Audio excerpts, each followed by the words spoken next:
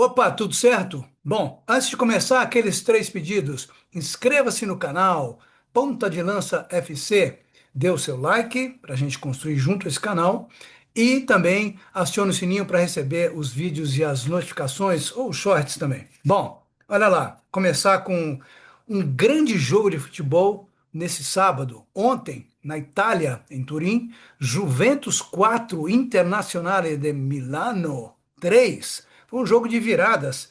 A Juve fez 1-0, a Inter empatou, o Juve fez 2-1, a Inter virou para 3-2 e no final do jogo a Juventus fez 4-3 com o quarto gol sendo marcado nos acréscimos. Um jogaço de bola, dá gosto de ver. É o início do campeonato italiano. Bom, passando aqui para a nossa parte doméstica, né, o Brasileirão. Ontem o Palmeiras enfiou 4 no Internacional de Porto Alegre, só no primeiro tempo, hein? O jogo foi 4-1, e desses 4 que o Palmeiras fez, o Vitor Roque fez 3, né? 3 gols do Vitor Roque na vitória, na goleada do Palmeiras sobre o Inter por 4-1. Grêmio perdeu em casa para o Mirassol. Ou seja, o time do Mano Menezes agora vai enfrentar na próxima rodada, no final de semana, o Internacional. É mais um Grenal. E aí no domingo a gente vai ter dois técnicos ameaçados, né? O Mano pelo Grêmio e o Roger Machado pelo Internacional. Bom, deixa eu passar aqui por o brasileiro feminino. Depois amanhã a gente comenta os jogos da rodada desse domingo. No Brasileirão Feminino, deu Corinthians pela sétima vez. É até chato, né? Não tem graça.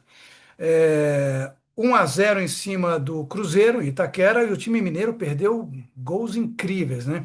Podia ter empatado, levado aos pênaltis, ou mesmo se tivesse feito mais gols, ganharia o título, porque o primeiro jogo em Belo Horizonte foi 2-2. Agora, a minha opinião é a seguinte: para atrair a atenção do público brasileiro de modo geral, que voltou a não dar muita bola, né? É só os torcedores mesmo, quer dizer, os corintianos, sim, os corintianos acompanham o time feminino, vão, enchem o estádio e tal, mas é só o Corinthians. Aí tem a Ferroviária, aí tem um aqui, agora do Cruzeiro e tal, mas precisa de uma coisa da CBF, cara. Não adianta só fazer aparições como o Samir Chaud fez de terno e gravata, todo lindo, antes do jogo, é presente lá no estádio Itaquera. É que adianta isso, cara? Tem que fazer uma estrutura, estruturar o campeonato, torná-lo importante, tornar o futebol feminino realmente importante, e não ser uma coisa episódica. Bom, é isso que eu acho. Agora, falar do Mbappé, que essa semana deu aquela entrevista para o jornal francês L'Équipe, e um monte de coisa que ele falou que é muito legal, certo? Que ninguém tem coragem de dizer, né? Todo mundo que transita no futebol, quase todo mundo, sabe que o universo do futebol profissional é podre. Então, o Mbappé foi lá e bumba, falou o que ele sente. Nessa entrevista ao jornal francês L'Équipe, ele começou dizendo o seguinte: sou fatalista em relação ao que é o mundo do futebol, mas não em relação à vida. A vida é magnífica, o futebol é o que é, né? Fala dele. Gosto de dizer que as pessoas que vão ao estádio têm a sorte de apenas verem um espetáculo e não saberem o que acontece nos bastidores. Tá aí, a podridão tá lá dentro, a gente vai ao estádio, vê o jogo, tal, tá tudo certo, é lindo, cada baita jogo, como eu falei agora há pouco, a vitória da Juve sobre a Internazionale por 4-3, né? Sinceramente, se eu não tivesse essa paixão, esse Mbappé continua falando, o mundo do futebol já me teria enojado há muito tempo. Tá? Esse foi o início da entrevista. Aí ele continua sobre a grana. Quanto mais dinheiro você tem, mais problemas você tem. O dinheiro pode destruir tudo. Há pessoas que não veem que a tua vida mudou. Então elas querem conservar aquela imagem lá de trás, de quando você era pequeno e de quando você estava junto com elas. Eu não sei a quem que ele está se referindo diretamente, mas provavelmente a antigos amigos, sei lá.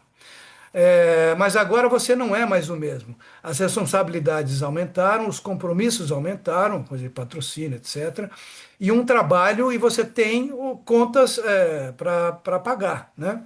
É bom crescer, chegar lá em cima com a mesma família e uma base de confiança. Aí ele está falando da base que ele teve, da estrutura que ele teve dentro da família. Mas às vezes as coisas não funcionam assim e temos que assumir isso. Mas não significa que o caminho tenha terminado, apenas que esse vínculo com as pessoas lá de trás não funciona mais. Há muitos esportistas que enfrentam este problema. Bom, aí ele fala especificamente sobre a confusão dele, a saída dele tumultuada do PSG, né, do Paris Saint-Germain, que virou um litígio.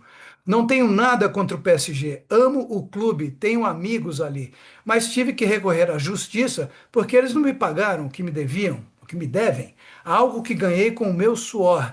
Goste-se ou não, jogar futebol continua sendo um trabalho como qualquer outro. Eu podia ter armado um escândalo enquanto estava no clube, mas eu disse a mim mesmo naquela época que não valia a pena. Agora não, não me pagaram, então eu tive que reagir. Entrei na justiça. Aí a mãe dele fala da infância, porque é sempre assim, né? Jornalista, jogador, todo mundo na infância tem um time de futebol, teve. Ué, e geralmente continua pelo resto da vida. O Mbappé não foi diferente. A mãe, o nome dela é Faiza Lamari, não sei se eu pronunciei correto, ou Faiza Lamari, mãe do jogador do Real Madrid, revelou que o filho chegou a pensar que era português.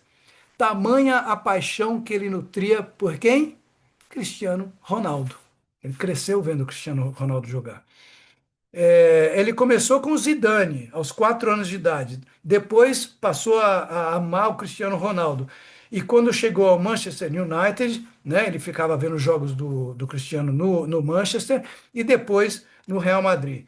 Também tinha o Robinho, que ele gostava, o brasileiro, o Ronaldinho, o fenômeno, mas com o Cristiano a coisa era mais pesada. O Kylian era português na cabeça dele, diz a mãe. Ele ia à casa do pai de uma amiga para ver os jogos de Portugal e apoiar Cristiano Ronaldo. Veja só. Ele estava apaixonado e me dizia: Mãe, eu sou português. Aos 14 anos, o Mbappé conheceu Zidane e disse à mãe que o jogador francês tinha encostado no casaco dele. E aí ele disse: Eu nunca mais vou lavar esse casaco.